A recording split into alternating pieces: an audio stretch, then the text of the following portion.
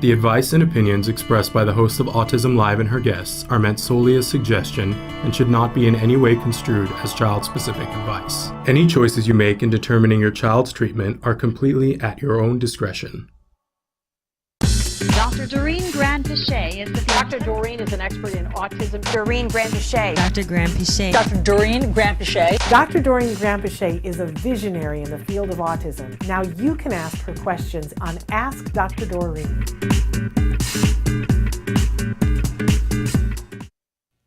Good morning and welcome to Ask Dr. Doreen. Look who we have in the studio this morning. We're live.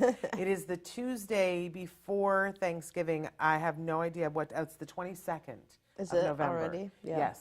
I've lost all track of the days at this point, you guys. But we have Dr. Granpeesheh in the studio. Good morning. Good morning, Shannon. You're at Good the morning, top of my everyone. grateful list this week. Oh my gosh, I'm so glad to be back. Yes. It's been such a whirlwind since I think sometime in October. Yes, yes. Yeah, we've done a lot. So much has happened since then. We have, and we've done a lot. Yes. I don't know if, since I haven't been back, I don't know if our viewers, you talked about our events. We talked a little and we showed some clips from it, but we didn't really. I think I was waiting for you to come back. It was an amazing, for those of you who don't remember, because it's been a minute. Yes. The All Ghouls Gala, the first annual All Ghouls Gala, was held that last Saturday in October. Tell them what the benefit was for. It was for ACT Today, or Autism Care Today, and we were sponsoring specifically a group of children whose parents had written in and asked for grants.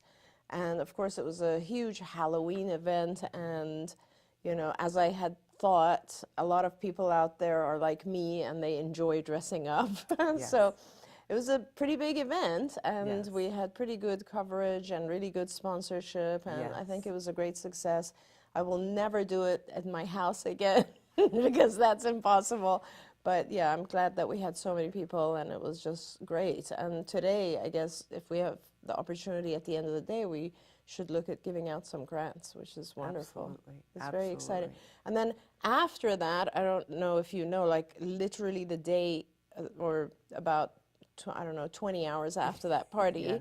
I flew to Saudi Arabia. Yes. And that is a very, very long flight. That's like Yes. 20 somewhat hours of flight time.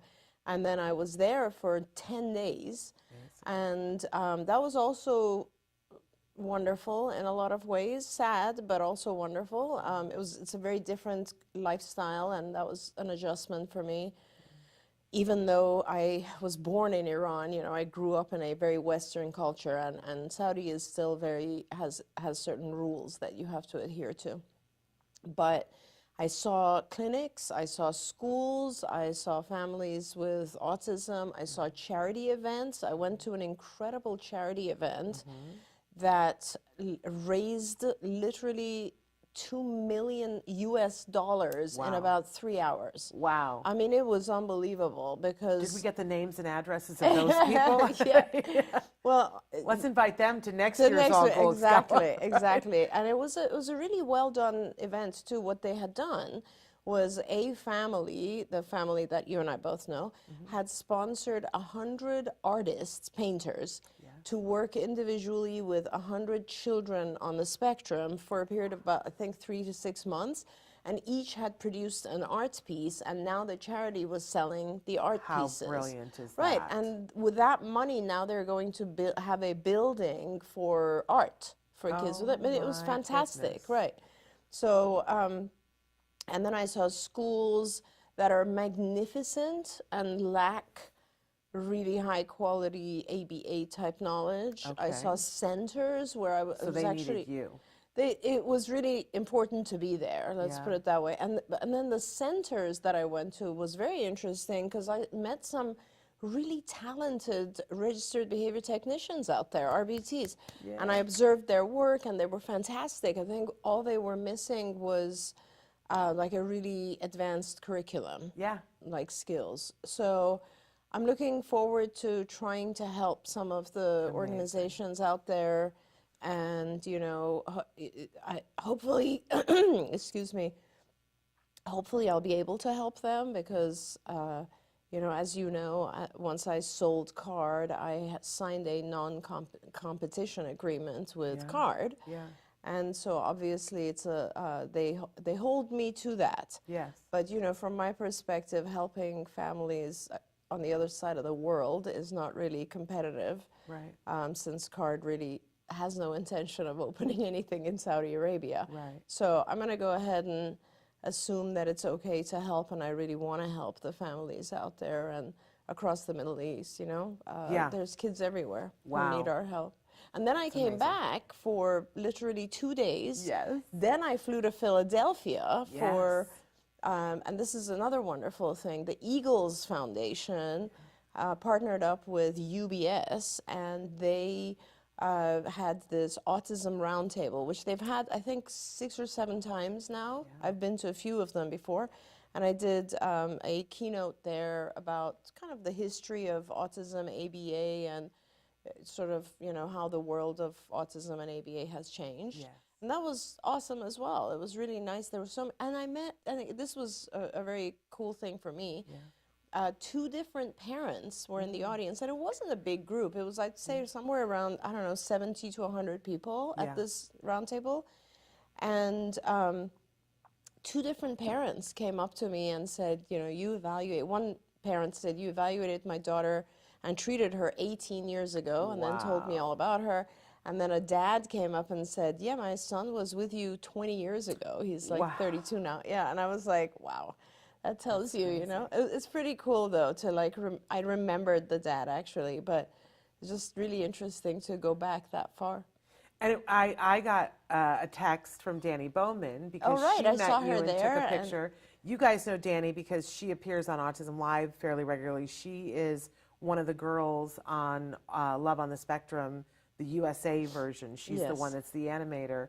And she was at the same conference, and she was excited because you guys just keep missing each other. You keep not being at the same events, and she was really excited to meet you. And she sent me, she's like, look who I finally met. Yes, and I actually had just spoken about Stories from the Spectrum on stage. So when I came down, she immediately said, you know, my work is on there. And I was like, of course I know Danny.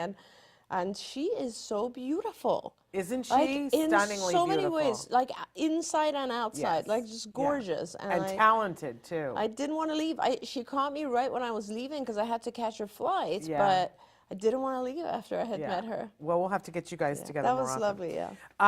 But we're here this hour, and Dr. Granpeesheh is going, we wanted to get you guys caught up because, you know, and for me, there's been nothing but the toy guide. Nothing but the toy guide. It's been Toy Guide 24/7. I abandoned you with that this year. No. It's been so much fun, but the toy guide is live now. So for those of you who have been waiting for the toy guide, it's live right now. Go to autismnetwork.com and click on, it says Toy Guide Winners on the top, and then you can pick which category you want. The toys are all there. We love feedback from you guys. There is, now if you look at it on mobile, it's slightly different, but there is always a button. It's underneath the toy. So it's the toy, it's what award it won, the toy, a picture of it, a description, what we say about it, and then there is the button that if you push the button, it will take you to a site where you can purchase the toy. That is separate from us, but you guys had asked for that, and we wanted to make it convenient for you. So that is there. When you're doing it on mobile, just make sure, because it was a little confusing for me this morning. We might need to look at moving that, because where to buy it is right above the next toy. So just know that it's the one above that you'll see when you click on it. You'll go, wait a second. And just send us a link in case we want to announce. Well, let's do that. Which is autismnetwork.com and then /toy guide. Toy guide. There you So go. very simple. So you can find it there. Yep. We hope that you guys will check it out. There are so many different categories. We did sort of age categories. So there's a baby toddler category. There is the preschool category, the school-aged, then teen tween, adult, and then a caregiver section. And then within each one of those, there's 16 different awards. Wow. So Oh there's my one gosh. that's for motor skills, there's one for language skills, there's one for social skills, there's the top toy, there's the Yeah. oldie but goodie, a puzzle toy, a book. I love all the books we chose.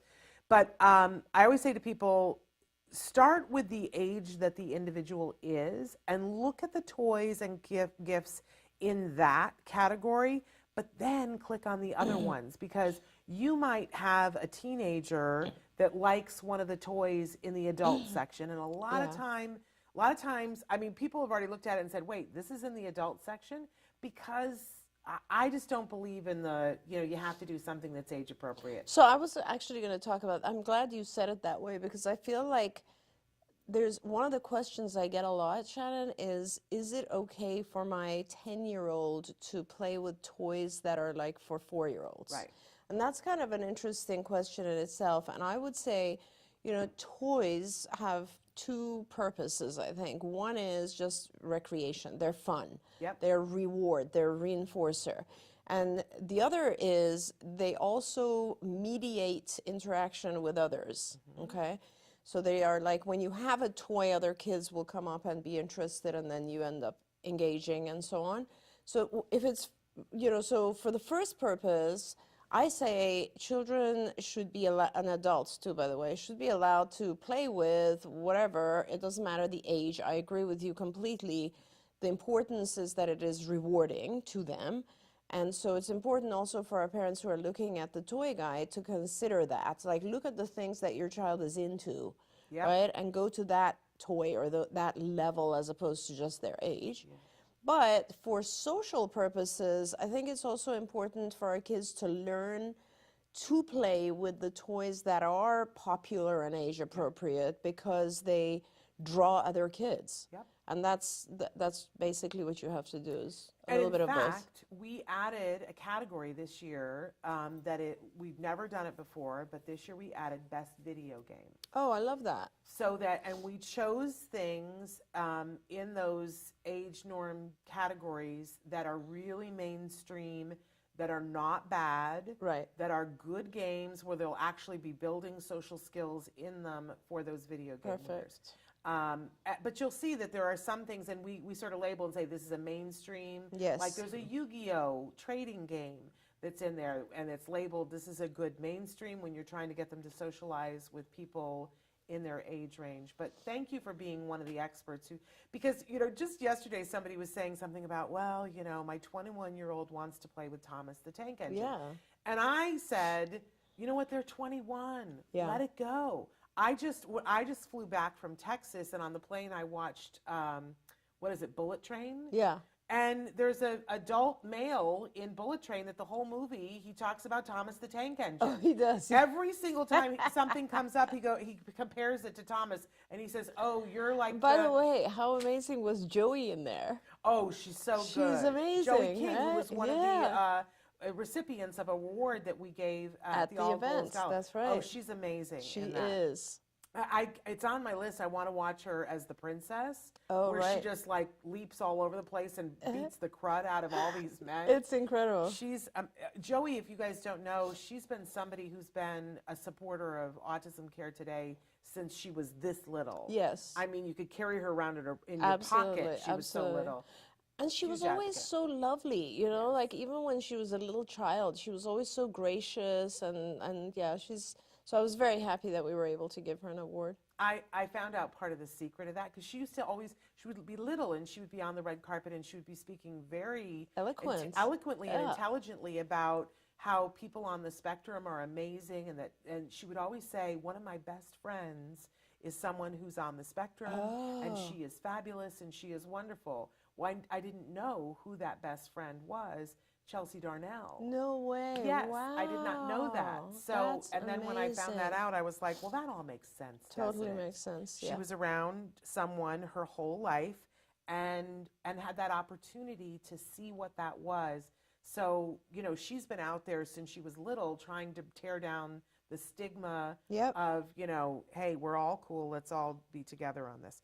Okay, we got a lot of questions coming in. We have other questions. Our first question that we were going to start with today, do we even want to go there or do we want to start taking live? Sure, please? sure. Our first question that we were going to talk about today is, because you guys have written this in droves in lots of different ways, but how do I teach creativity? Okay, right. Or imagination. That's Yes, that yes. was the word. So, and thanks for kind of jogging my memory, because that's such a broad topic. And I think the way that we generally deal with teaching, I guess toy play as a whole is developmentally, right? And when you are very, very young, when you're like, let's say, typical development, like 2-year-old, you're looking at things that we call functional play, and these are like musical toys where you press a button, something happens. It's a cause and effect type of toy, right? You press something, a light goes on. You turn a handle, somebody pops out, whatever it is.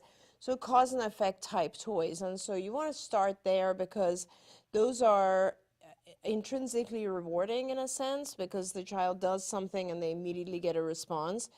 So that's kind of where we start teaching some toys. And then you go on to, because your goal is to get to a point that's very abstract, which is imagination or pretend, which is a very different and difficult concept for a lot of our kids. And I guess when I get there, I'll talk about why that's difficult.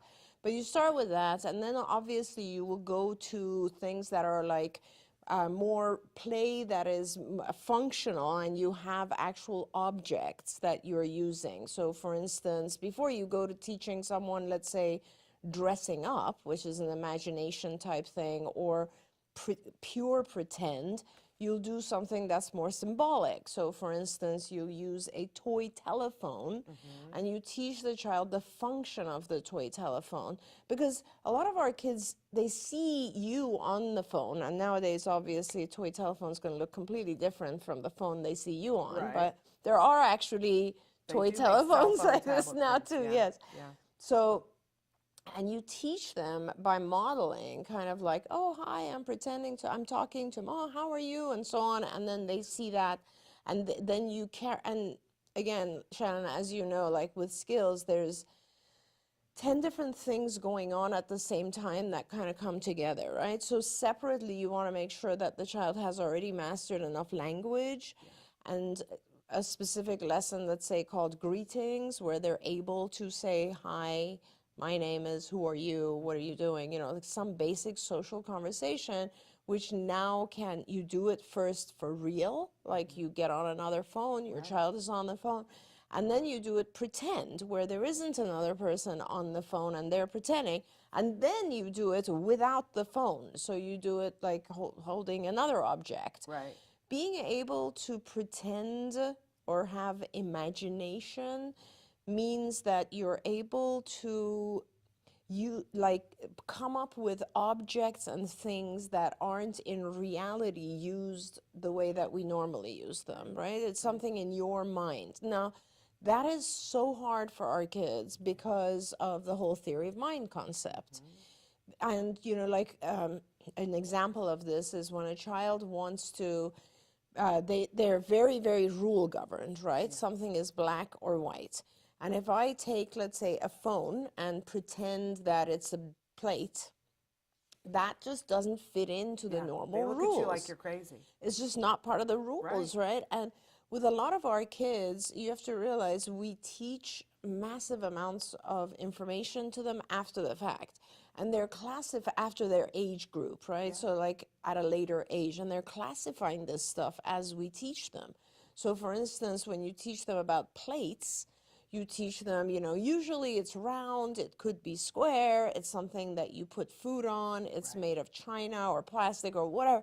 So you teach all these descriptors about that particular thing. Now, removing those rules and applying a completely different rule, it's like, okay, well, I guess this is rectangular. I mean, I guess it could be only because the feature that it has in common is that it's a flat surface, with plates. So all of that is very difficult to get to. So you want to kind of go around and do, you know, a lot of symbolic play, but functional pretend play, and eventually get the child to a point where they're ready to make up things. There's a really good lesson that we had in skills, and again, we've talked about skills, and I don't know if it's available to the public right now, but hopefully it is, and I think soon I'm going to try and write out some of these lessons for publication. But what this particular lesson is, you'll draw just start with something like a basic shape, like a circle, and you'll show it to the child, and the child will most likely say it's a circle because that's what you've taught. And then you'll say, well, I think it's also a cookie. And you teach the child to come up with other things that could potentially, like it could be a pizza, it could be, I don't know, a ball, it could be various other things. It could be the moon. It could be the moon, it could be the sun. Right. And so as you keep doing that, the boundaries that you've taught start to become gray. And that's very, very important for our kids, because when they learn certain rules, they become extremely rule governed, and they become rigid in a sense. And they're like, you know, your bedtime is 8 o'clock means 8 o'clock. It can't be 8:01. Those types of rigid behaviors then start to dissipate, because they understand that it's not all black and white, it can be gray.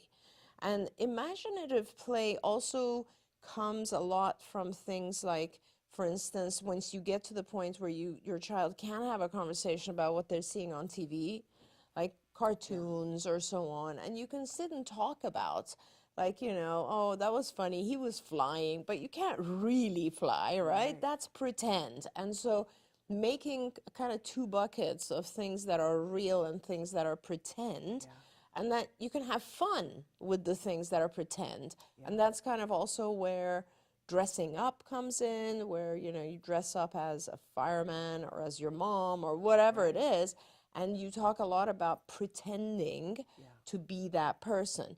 It's very, very helpful, because, you know, one of the problems with perspective taking is that our kids are very much only in their own head and have a hard time taking someone else's perspective. And once you get to pretend play, like dress up and that kind of imaginative play, it really helps them to see things from someone else's perspective, which is also a big deal. I think it helps. Tell me if I'm in left field, but I think it helps with anxiety too.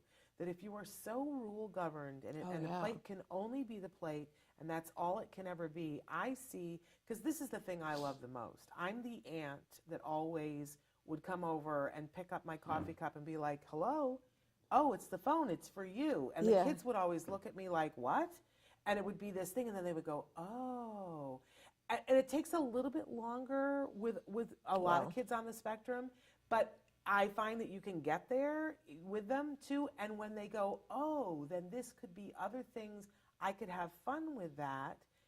In the beginning, I've noticed that there's just a little bit of anxiety. Like, oh, no, don't do that. That's a coffee cup. You don't put it up to your ear and talk to grandma on that, right? Definitely. And I would rather see them go through that anxiety in a safe way while we're talking about a coffee cup than later on when they're at school, when somebody's doing something, and have the meltdown there. Absolutely. Because we survive it.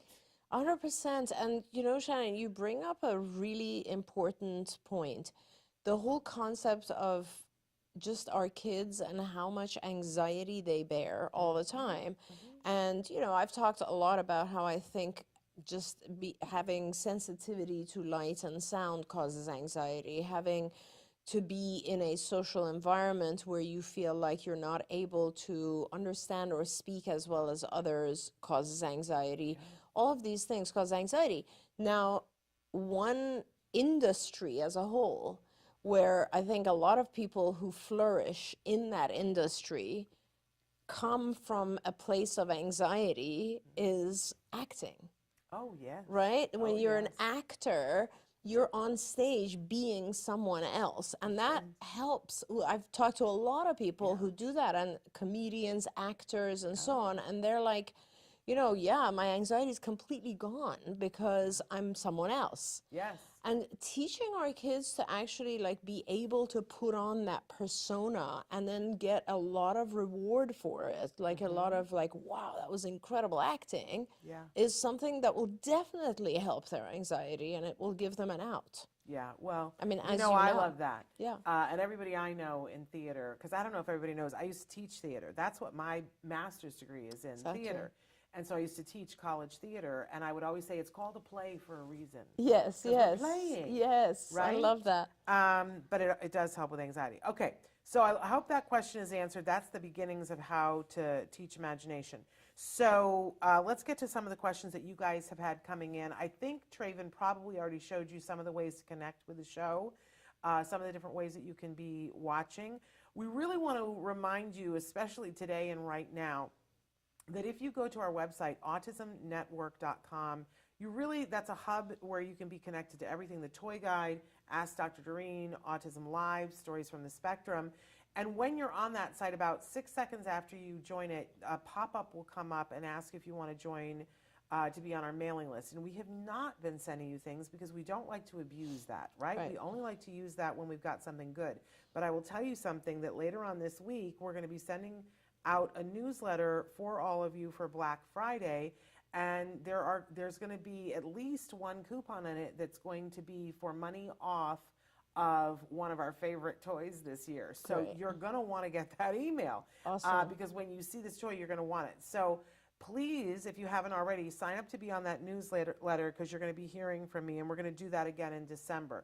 Because I want it to be meaningful. We're not just going to spam and put things in For your... sure, but, for sure. But this is something that you're going to want. So definitely go there. But if Traven hasn't already shown you, there's lots of different ways where you can watch the show, including on our website.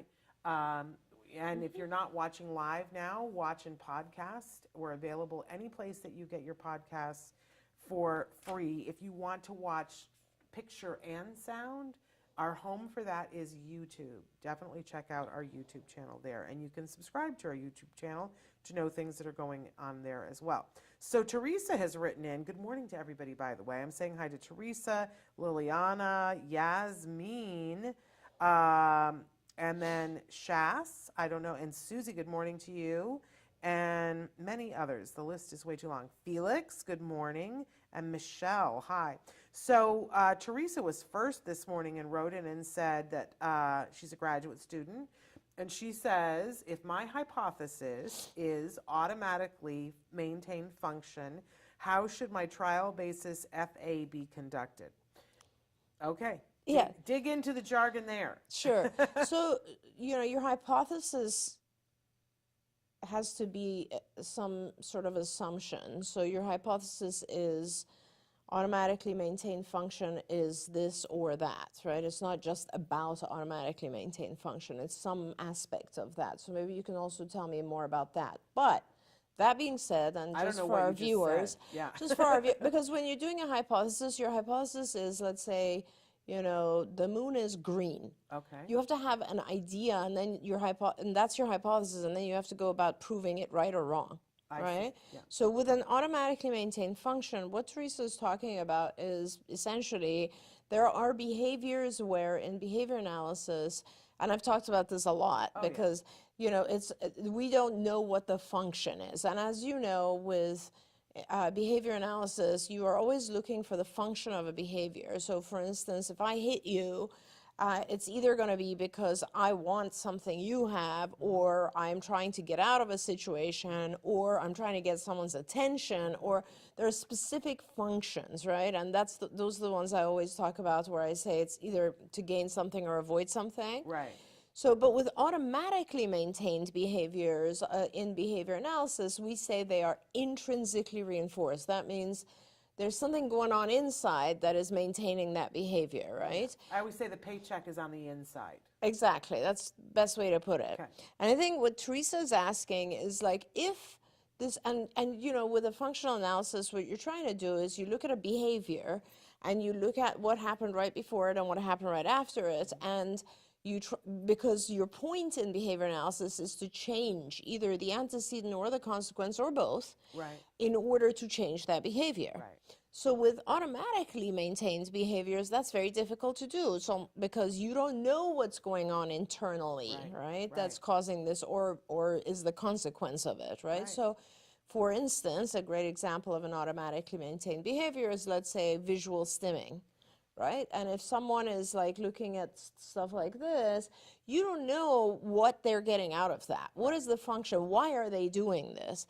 And so Teresa has a great question. She's saying, how do I actually do a functional assessment with that? Now, you cannot do an experimental functional analysis. The experimental one means that you're trying to instigate a specific behavior and see if what you just did really did cause it. Now, we do that sometimes when we're not sure about the function of a behavior, like a child hits other kids.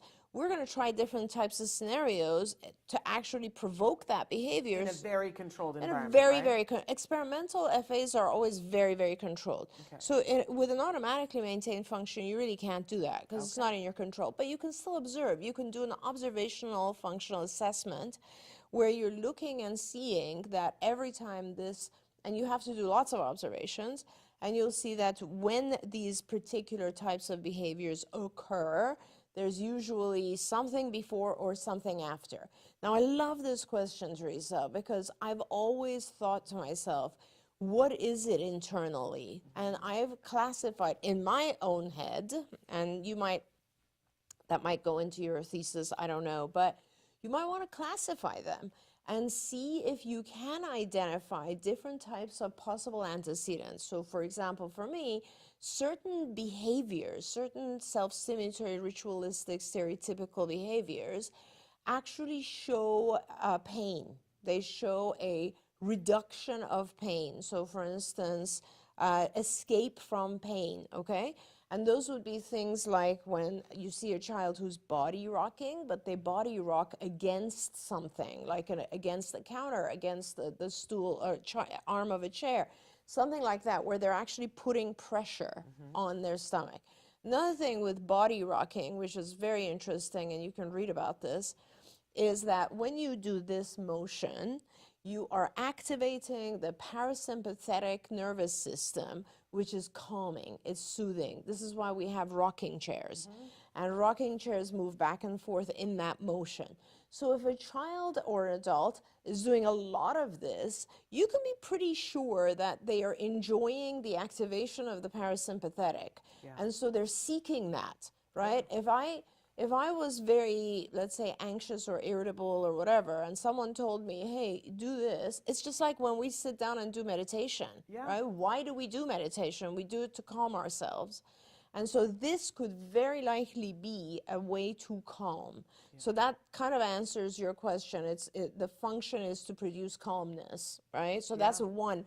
Other things like visual self-stimulatory behaviors, as you know, of course, there's a lot going on with the vision, the input of visual stimuli for our kids, right? Sometimes you have children who have a great difficulty focusing on one object. Sometimes you have children who seek out looking at shadows or looking at patterns just because the patterns help organize things for them. Or you know, it's one of the symptoms of autism is sensory dysregulation. And I wonder often if these types of behaviors that involve visual self-stimulatory behaviors that we currently consider to be automatically maintained are just part of producing some form of sensory regulation for ourselves. Right? It helps the child produce, a lot of times I think our kids have like no proprioceptive sense at all, like they don't know their body in space. And these types of things often perhaps are allowing them to kind of have a border around themselves or give them some sense of security.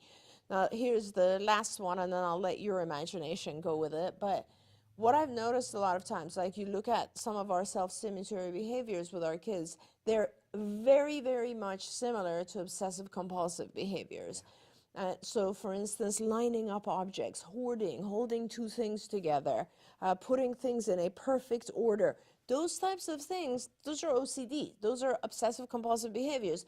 For me, I became a behavior analyst after I was a clinical psychologist. So I always, when I saw those things, I was like, this is OCD. This is like exactly what OCD is.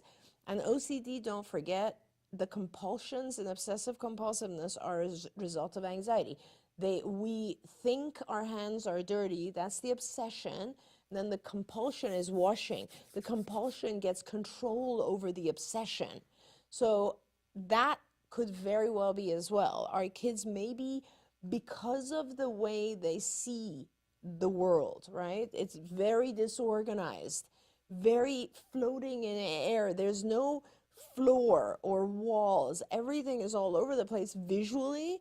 So perhaps what they're trying to do is organize things and keep control over it in some way. So those are the types of things: a reduction of pain, reduction of anxiety, regulation of sensory inputs. There's a lot of things like that that could serve as the possible function. All you can do, though, in order to do an actual FA is by observation when it occurs. You cannot instigate it. Her further question was, and you sort of already may have answered this, and what should I consider when collecting ABC data? Yeah, prior? so obviously the consequential data, you will just observe behavior and you're looking at, has anything changed with behavior? You always want to look at the normal stuff as well, obviously. There could be dual functions. Somebody could be giving attention when they do self-stimulatory types of behavior, all those. But at the same time, I would go further back in the antecedent collection of data, and I would look at things like, do these behaviors occur more when the child isn't sleeping? Do they occur more in specific settings, which are causing anxiety? Do they occur more, let's say, when the child has had, some specific foods to eat that are causing them distress? Those types of things. So think outside the box when you're looking for the antecedents. There you go. Yasmin has said, hello, I would like some help with my son. He's 12 and has autism. He has anxiety about death every day, if not every other day, multiple times a day. He would say, I don't want to die, or I don't want to break, which is also the same thing. He also says he doesn't want anyone to die. He also says he doesn't want to grow up and that he wants to stay small forever, and that he is on medication, 50 milligrams of sertraline. So, this is a hard one, Yasmin, only because... She did write more. Do you want to hear it? Yeah, because I just don't know enough about his functioning. He sometimes gets frustrated and hits his head or bites his hands, and then he says, I'm sorry, I just feel frustrated sometimes, but he always wants me, teachers, or others to reassure him that he's not dying. I once tried telling him years ago that when we pass away, we can all be together with God. I think that's what caused his anxiety. Now I don't know how to respond to him, but I do reassure him that he's fine. But what he really wants to hear is that he's not going to die ever. How can I help him? I'm so lost. I know that this is consistently in his mind, and the unknown gets him really anxious. And that's all. Yeah. So this is an interesting one, because I think there's actually more going on than just the anxiety. I think he's also getting a lot of attention for this particular thing. And a lot of times our kids do that. They have anxiety, they come to you, you give them attention, it dissipates the anxiety, but at the same time, they start to enjoy the attention. So they start to produce things to talk about that they will almost ruminate and talk repeatedly about a subject that they know will get everyone to help them calm down. Yeah. So you kind of need to break it in two different ways, I think. One is, the subject of dying is way too abstract. I don't know exactly how much your son doesn't understand what he's visualizing, but if you want to, you can certainly paint a much more beautiful picture about death, which is, produce an incredible painting with him, or a craft, which is heaven, and make it a desirable thing. You certainly can do that. Yeah. It still might be a little too abstract. I don't know if he's had the experience recently or even not recently, of someone dying that so that they're gone. And I think his fear might be, where do you go? Once you're dead, where am I going to go? So you certainly can produce a very, very concrete vision of a beautiful place for him. But I do want to caution you that it is going to continue to be a subject. When we get anxious, and this is not just your child, everyone, all of us, we focus on one thing and we obsess on it. And that might be something that's also happening here. He has a certain level of anxiety. And I think once you have produced that visual of this is the beautiful heaven that you will go to when you die, when we all die, we're all going to be together. It's going to be just like another house that we're in. We're all going to be having a great time together, if that's okay with you. Because I know religiously sometimes we're not okay with telling those things to our kids. But it's important, I think, that you paint a much more, since you've already started, we'll all be with God. I don't know if he understands that concept. I think it's important for him to know he'll be with you, with all of his friends, with his toys, with his teachers, with his people that he loves, in his room that he loves. Like nothing really changes for him, or maybe a nicer place that he wants to, like Disneyland, something like that. And then when you've done that exercise, in order to reduce the kind of rumination, obsession, talking about it, when he brings it up, you just point to the picture and change the subject.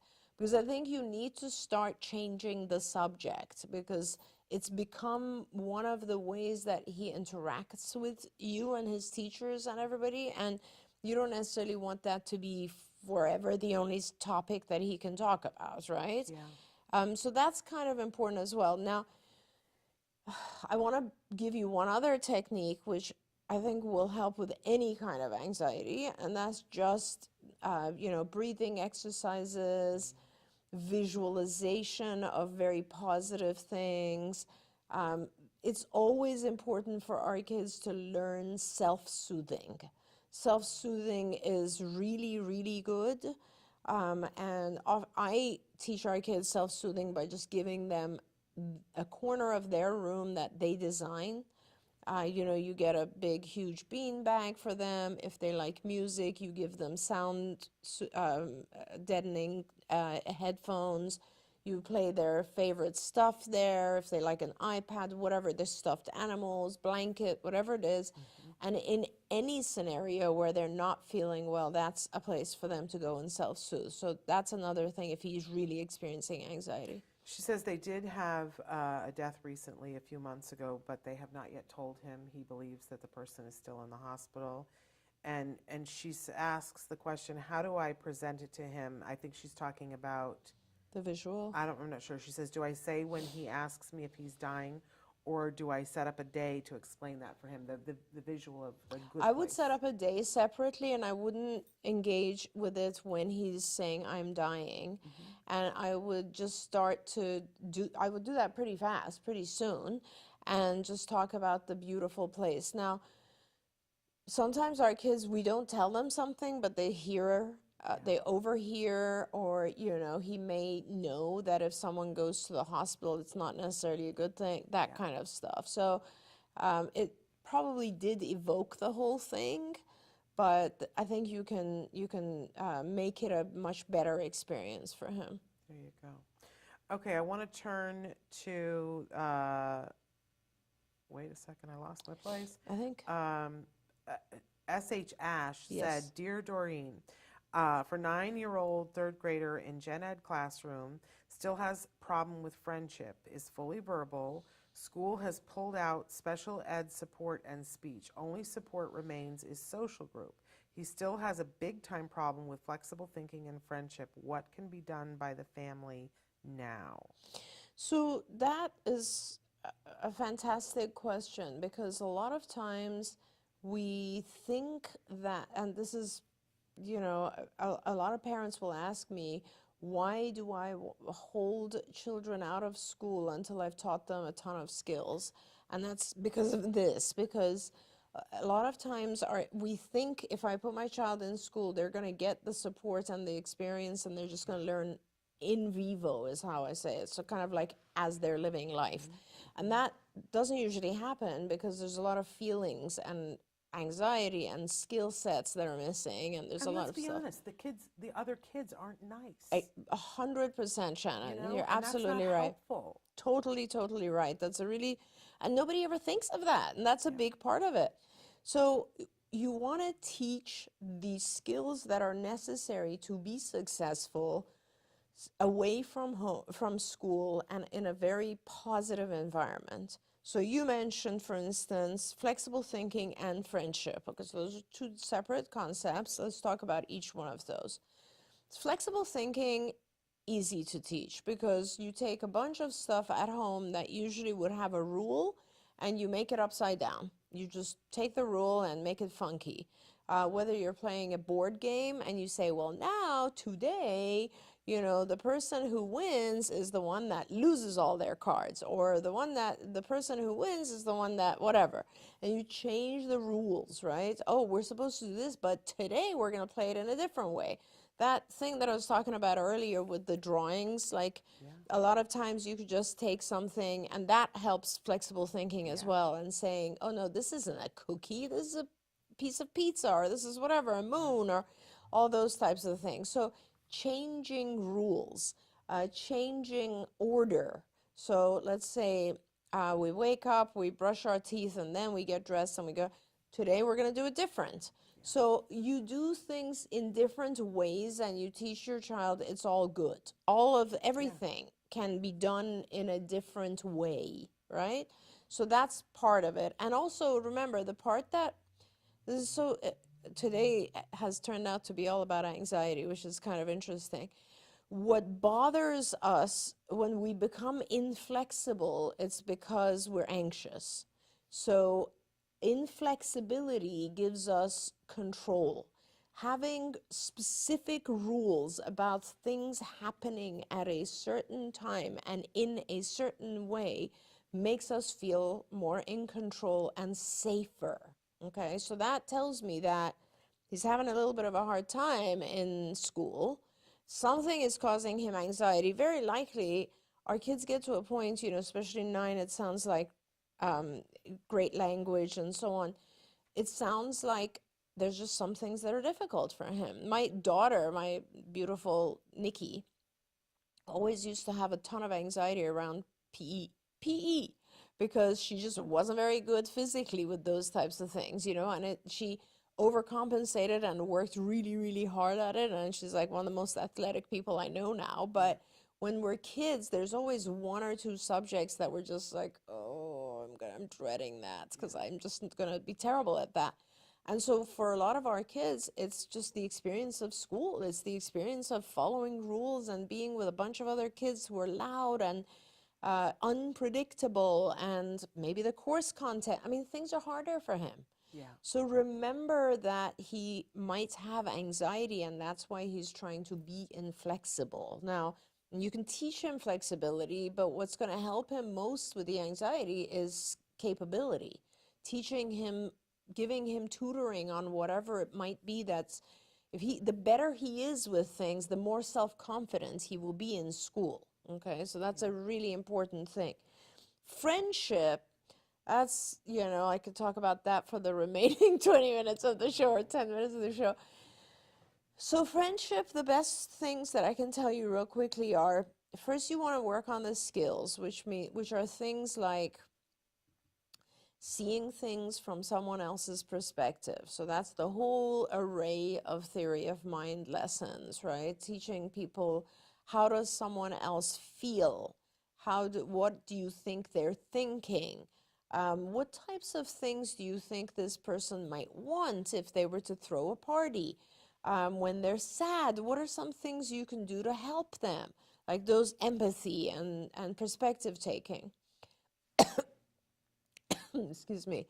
But then you also want to teach them things like turn taking, being willing to listen to someone else's subject of interest, not just your own. This is called social conversational skills, right? The distance you stand when you talk to someone, paying attention to someone else, being able to repair a conversation. Like, let's say you're talking about something, someone's losing interest. How do you even tell they're losing interest? How do you repair that conversation? How do you join a group of friends as opposed to one friend? So these are like I'd say easily 30 different lessons that go into social behavior, at least 30, maybe 40, 50, like so many different things that you would have to teach separately. If you're if you are interested in learning more about these, then please go on Skills for Autism. And I think that if it's still live online, you should be able to see those when you purchase a license for it. But all of that said, the whole thing about friendship is just teaching the child to interact with all those skills, but first with one other child. That's my biggest recommendation. We throw our kids into school and we kind of expect them to just fit into a group of kids. No, find a child who is calm, loving, caring, teacher-like. Often I say a slightly older girl is good. And bring them home if you can, ask their parents, and see if you can arrange one-on-one play dates, because your child needs to attach to one other person. That will really change their life, really change their life. No matter what age or disability or none, when we have one other friend, our courage multiplies. And when there's two of you in school, your child will do a lot better and will learn from the other child and will interact with others and all that. So that's kind of where I would focus, is teaching a lot of skills outside of school and then doing play dates with one other child if possible. Absolutely. I was told to find either the bossy girl Yes. or the kid who is like a middle child in a family that has, like 6 kids. Absolutely. Or somebody who's an only child where the mom is like, I just need a break. That's true. That's a good one. Right? And that, make your house the fun place to go. Definitely. So that everybody wants to go to your house. Definitely. And keep the play dates as short as you can. It's Yes. hard when it's the single mom who wanted the break. That's so she true. wants to be gone for 8 hours. Yeah. But do you know what I mean? Like, I completely know what you mean. I And have the coolest toys. I mean, talking about our toy guide right now, Oh my gosh, yeah. there's so many studies, Shannon, on the fact that toys, a unique toy, draws other kids. Yeah, everybody wants to So visit. that's part of it too. Yeah, you have the Oculus. Everybody wants to come to Exactly. your house. I know. I live in that neighborhood. Okay. I wanted to come to your house when he got the Oculus. I love You that. can come to my house and play Oculus. And now it's gotten so crazy. The things that Is they he can so do. good? Oh my God. I can't play it. Anyway, I wanted to address, Felix wrote it in and said, hello, I just wanted to know about the lawsuit for Tylenol. I have a Yes. son with autism. I called the number that was posted online on the episode. Just wanted to know if it was okay that I gave them my social security number.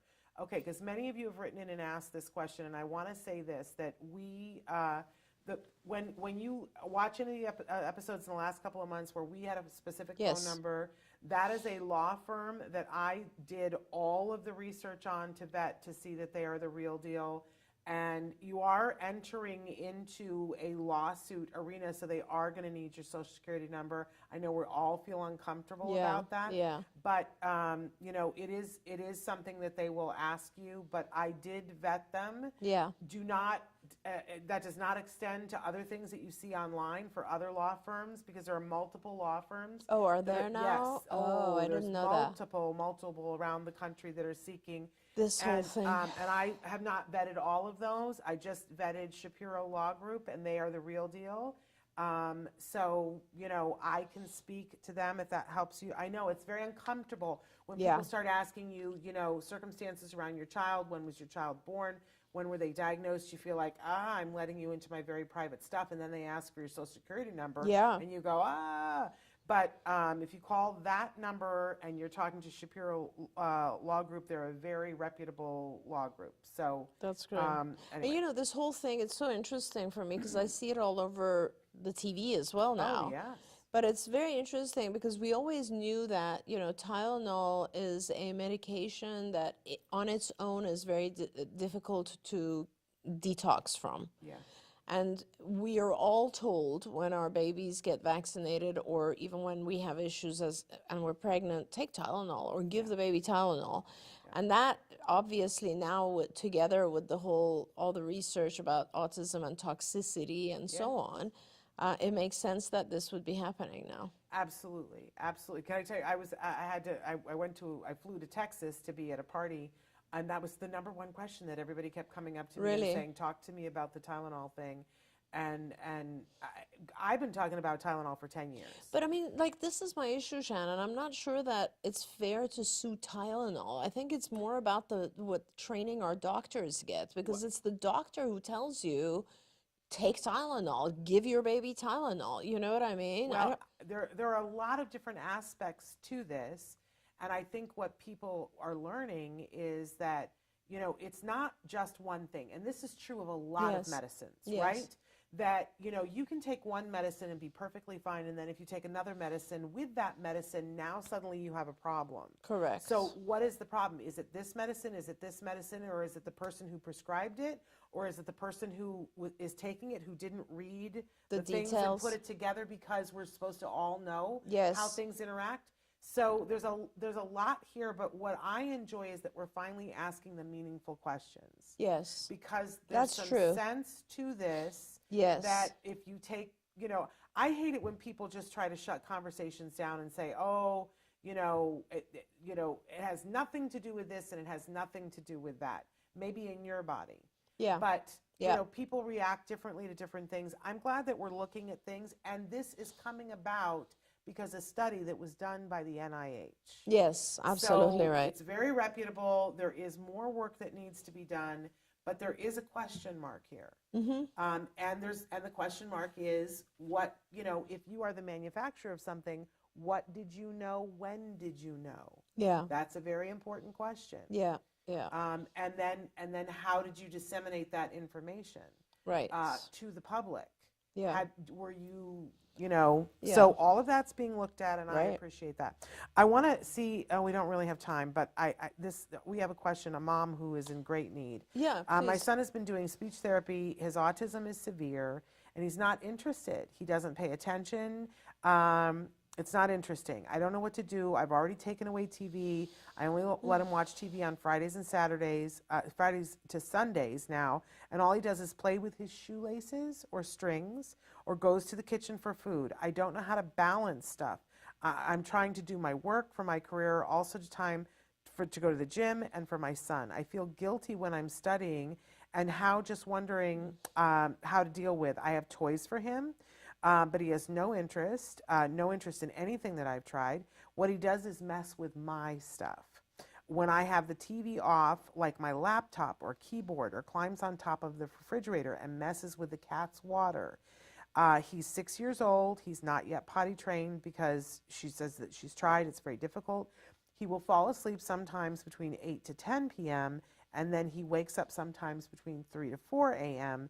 in the morning. So many noises and screaming. I'm tired in the morning for work at 6 a.m. because he stays awake, and she says, please help me. There's a lot. Yeah, there's going a on. lot. There's a lot, and I'm going to help you right now, but I don't think that you can manage all of it by yourself. I think you need help, and it sounds like you're on your own. I don't know if there's a partner, a spouse in the picture. I'm not sure, but you really, and depending on where you are, there are easy ways to get help. So for instance, the number one thing, if you're in a state that provides social services like respite care, California does, for instance. I don't know what other states. Most states do. Most states it's a process. do. It's a process, but getting respite care is important, because that is, a person comes and just deals with whatever is there, takes care of your child while you get to go to the gym, do all the things you need to do. And that's really important. If you can afford it, hire a nanny to do that. It doesn't matter his age. But, and that aside, you should also be applying to your insurance to get ABA help, period. Doesn't matter the child's age, ABA is appropriate for any age, and you need some support. Now, even if you get the very minimum, which is, 10 hours a week, it's going to be very helpful, because they'll start to set some kind of rules around his behavior and set some contingencies in the house that will really help you. To begin with, the one thing I want you to understand is that toys are meant to be rewarding for most people. not all people. Some of our kids don't necessarily find great joy in toys that are for their age. They find joy in playing with shoelaces. It does not matter. You make a list. Those are all the things that are classified as rewards. And the list has nothing at all to do with what you and I might think. You might think ice cream is a reward, and your child might hate ice cream. It has nothing to do with what we think. That's our rewards, okay, the ones that are in our head. His rewards are the ones that he craves, the ones that he goes after, the ones that he tries to gain access to. And already I can tell you, it sounds like TV is one, playing with things like a shoelace or similar to that is another one. Perhaps water play might be one. And obviously computer or some sort of technology is one. There's 4, and food, right? There's 5. And those are all in one way or another fine. Some are preferable to others. And you never want your child to be obsessed with only one, but you're very lucky that he's interested in all 5. That's great. So now you have a bunch of things that he likes and a bunch of things you want him to do. Okay, so for instance, you want him to sit quietly for 30 minutes and, you know, while you're working, or I don't know what it might be. You start with a very low requirement, so sitting quietly for 1 minute, and you allow him a large quantity of one of those rewards. And then gradually over time, you increase what you're requesting of him and you decrease the reward so that it's pretty normal. Like it would be very fine for him to have access to a iPad or a laptop or a computer or something for, let's say, 2 30 minutes or 2 hour-long sessions per day. It's not a big deal. That's a very normal thing. So put that into his schedule. Someone who's working in ABA, like a BCBA, if you can get involved with them, will help you produce these types of schedules. And I can see that we're over time, but everything you need to do has to do with using those rewards at the appropriate time and also giving him a schedule. Our kids get into trouble when they have nothing to do. And you need to have a schedule so that he's busy with that schedule. And every step of the schedule, he does something functional, adaptive, good, and he gets a reward for a period of time. He does something else, he gets a reward. And that's how we live our lives. We don't realize that it's really that simple to produce that for our kids. Absolutely. You're brilliant, and I adore you. Thank you. And I love you. I'm so glad that we had this time together with all of you, and I'm sorry that we didn't get to everything. I want you to know that we're back tomorrow live. We're continuing the Festival of Toys.